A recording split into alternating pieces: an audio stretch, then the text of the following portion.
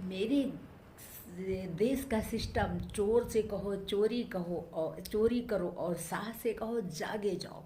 ये है मेरे देश का सिस्टम और यही नारा लगना चाहिए, क्योंकि हमको ये ऐसा एहसास हो रहा, यानी कि जितना दिमाग है मेरे पास उस हिसाब से मुझे एहसास हो रहा। अब पता नहीं मेरा दिमाग सही है कि नहीं सही, ये आप लोग बताओगे। कि जैसे जहाँ पर खनन होता है, जहाँ से गाड़ियाँ लोड होती हैं, वहाँ पर से गाड़ी ओवरलोड आ जाती हैं। रास्ते में क्या होता है, चेकिंग होती है। तो चेकिंग से जब चालान होता, उसका फ़ायदा किसको होता है, सरकार को जाता है। यानी कि जो चालान होता है वो भाई सरकार के खजाने में ही जाता होगा, सिस्टम के पास जाता होगा, कोई अधिकारी तो रख नहीं लेगा। और अगर वो जो वहाँ ओवरलोडिंग जहाँ होती है, यदि सरकार वहाँ रोक लगा देगी तो जितना पैसा वसूलते हैं ये लोग, सरकारी कर्मचारी जितना पैसा वसूलते हैं, तो ये कैसे वसूलेंगे। इसलिए सबसे सीधा आसान तरीका है कि ओवरलोड लोड पहले करने दो, बाद में खटाक से 1 लाख 1.5 लाख का खटाक से जुर्माना कर दो। सोचिए कितने ट्रक, कितने वाहन, कितने टैंकर वहाँ से कितने ओवरलोड होके निकलते होंगे। और अगर वहाँ रोक लग जाएगा तो सरकार को कोई फ़ायदा नहीं होगा, ऐसा मुझे लगता है। हमको कुछ भी हो इसके लिए, पर जो मेरे दिल में है मैं बोलूँगी, और जो मेरे दिल में है मुझे लगता है बोलना भी चाहिए, जो होगा देखा जाएगा।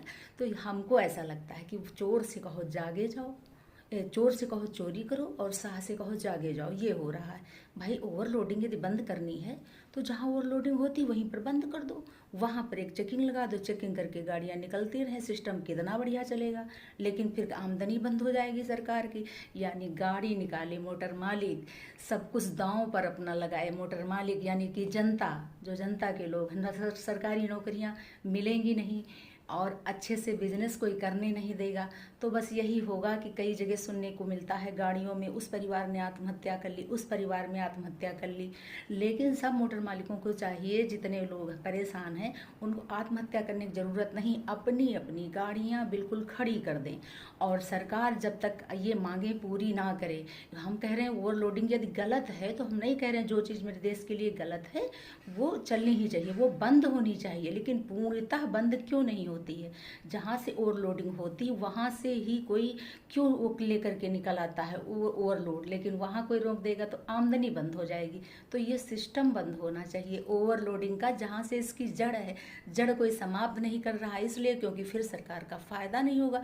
मुझे ऐसा लगता है कि पैसा सरकार के पास ही तो जाता होगा, या जिसके पास जाता होगा वही चाहता है कि ओवरलोडिंग हो और फिर वो पैसा वसूले। यानी जिसका गाड़ी, जिसका बिजनेस, उसे कुछ ना मिले, कमाए कोई और ले कोई और जाए। ये सिस्टम हो रहा है। आप लोग बताइए।